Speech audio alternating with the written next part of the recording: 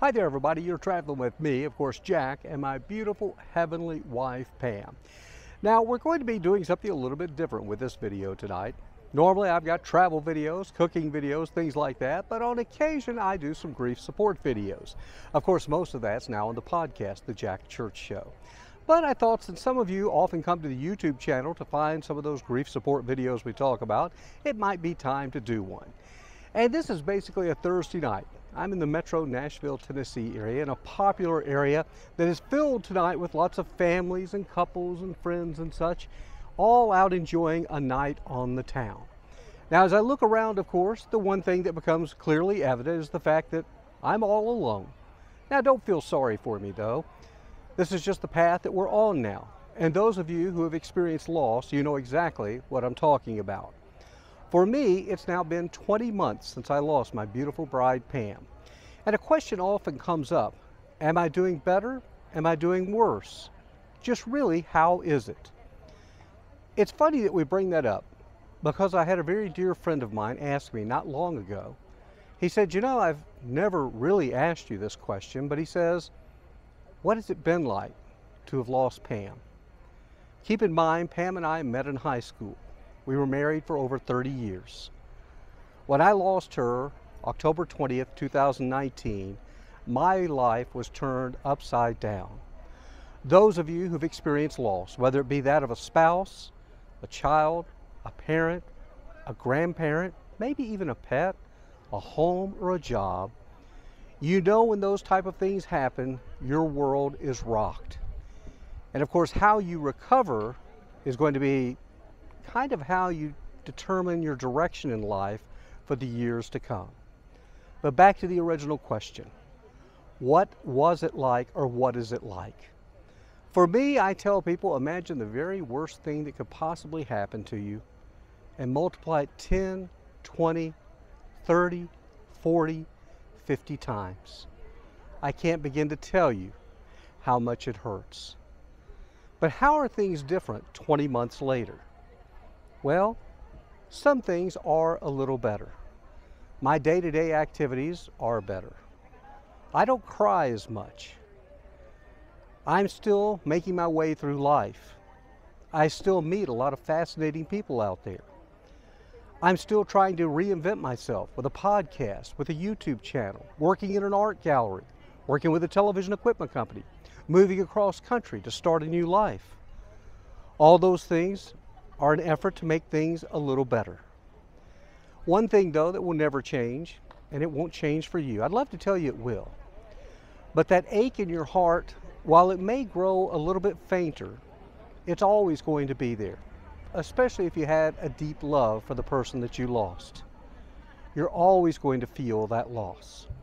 I'll always have a broken heart. I'll always remember Pam. Now, you know how this podcast got started and then evolved over into some of the YouTube videos was where I started doing journaling to my beautiful bride, Pam, through Facebook. I called it Love Letters to Pam, or at least somebody called it that. And I had a therapist tell me that sometimes it's good to do that it's healthy for the soul. Now, there'll be some out there who say that writing those daily letters means you're not letting go. You're not moving on. And you know what? That's exactly right. I won't ever let go. I married Pam until death do us part. And you may be saying, well, she's died. And I have to tell you, no, she hasn't. She's still alive. She's just in heaven. We now have a long-distance relationship. So I'll always love her. And someday, I hope, if everything I believe is correct, I will see her again. I don't know if it'll be the same, but I pray that in some respects it will be. But back to how I'm doing. On this particular night, I decided that, well, I was feeling a little down, but I had a nice dinner. And I still cook healthy meals. And I always encourage those of you who have experienced loss to try and continue to do exercise, eat healthy, try your best to have a positive outlook on life. I know it's not going to happen every single minute of every day, but we can have still some good moments. So today is a couple of days after my birthday, and I had a great birthday trip. I had some incredible things happen on that birthday that I almost think they were God moments. For example, on Sunday afternoon, I decided to play golf, and I was intent on playing by myself because Pam was always my golfing partner.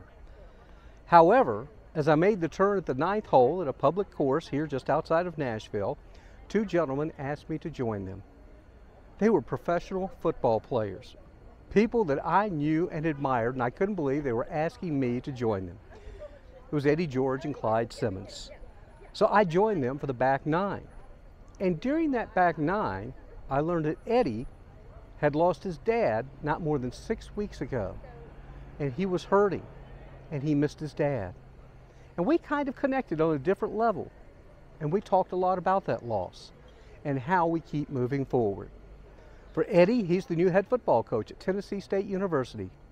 And he was named head coach just days before his dad went to heaven. So that was a rather sweet moment. It was a good moment. And the fact being that I got out there, went to a golf course. Yes, I was by myself, didn't have a pity party, and look what happened. I like to think that maybe Pam and God arranged for me to have that meeting on the golf course that day. It was an incredible day. Then Monday through Wednesday, I went to St. Louis with my son, Eric. I also got to talk to our beautiful daughter, Hannah. She, of course, would have come along, but she was working. But anyway, we went up to St. Louis, a place that Pam and I dearly enjoyed many times in our life. Lifelong Cardinal fans. Go figure, the Cardinals were on a losing streak. We get there, they won the first night, and then the second night they won with a home run in the bottom of the 9th inning. Thank you again, God. Thank you again, Pam. Some may say, oh, that's silly. God didn't care about the Cardinals winning that game on your birthday. Maybe not, but I like to think he did. So those little things are happening. And that brings me back to where I'm at tonight.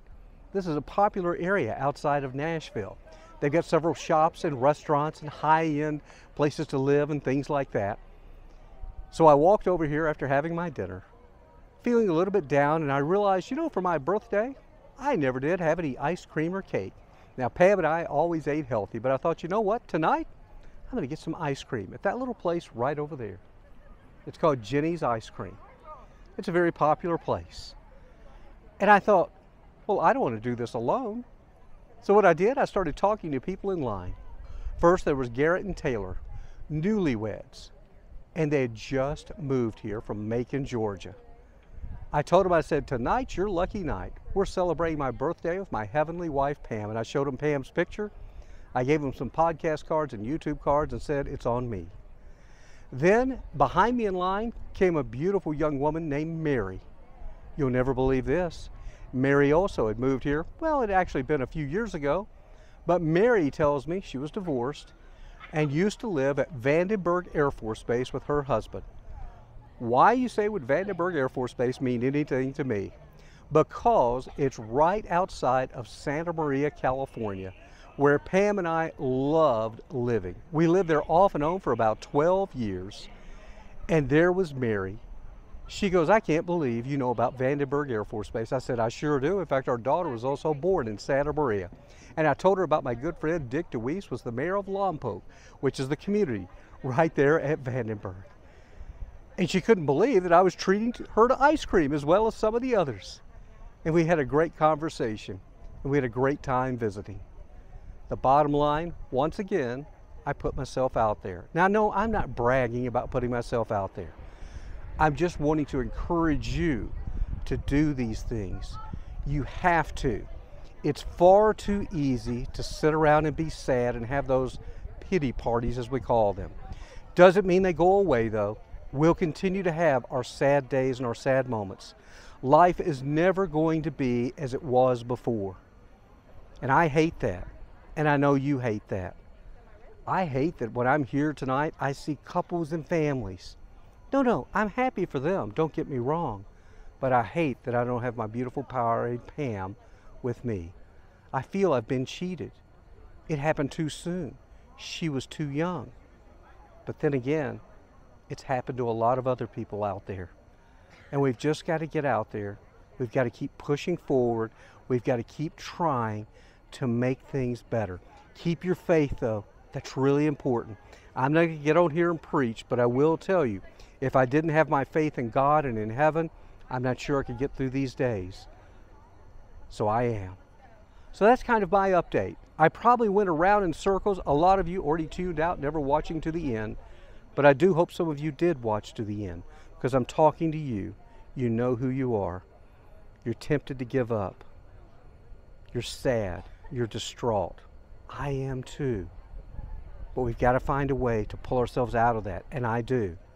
Each and every morning by putting 2 feet on the floor, taking a shower, brushing my teeth, opening the drapes, breathing in the air, and going, well, God, I'm alive for another day. How will you use me on this day? How will God use you? Until we see you next time, be sure to subscribe to our channel, Traveling with Jack and Pam. Please check out my podcast, The Jack Church Show. And until we see you next time, have a great day and a better tomorrow. Bye now.